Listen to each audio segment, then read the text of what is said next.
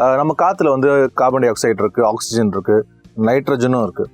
அந்த நைட்ரஜன் வந்து -196 டிகிரிஸ்க்கு போகும்போது லிக்விட் நைட்ரஜனாக மாறுது.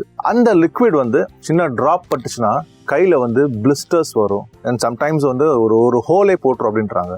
இந்த லிக்விட் நைட்ரஜன் இந்த பான் மூலியமாவோ இல்லை இந்த பிஸ்கெட்ஸ் மூலியமா ஏன் கன்சியூம் பண்ணுறாங்கன்னு சொல்லி அதை பற்றி நம்ம யோசிச்சு பார்க்கும்போது பேசிக்காக வந்து பார்க்க ஃபேன்சியாக இருக்குது. வாயில் போட்டு புஃப்னு ஊதும்போது அது விஷுவலாக வந்து அது எக்ஸைட்டிங்காக இருக்குது. இந்த ஒரு மொமெண்ட்ரி எக்ஸைட்மெண்ட்காகனா இவ்வளோ பெரிய ரிஸ்க்கு தயவு செஞ்சு லிக்விட் நைட்ரஜனை பற்றியும் அதோட இந்த ஹார்ம்ஸு அதை எப்படி யூஸ் பண்ணணும் எப்படி யூஸ் பண்ணக்கூடாதுன்ட்டு ஃபுல்லாக தெரிஞ்சு மட்டுமே அது கிட்ட போங்க. இல்லாட்டி தயவு செஞ்சு அதை கன்சியூம் பண்ணவே பண்ணாதீங்க.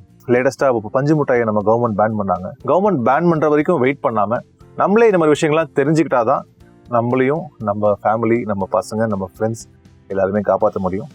So please be careful.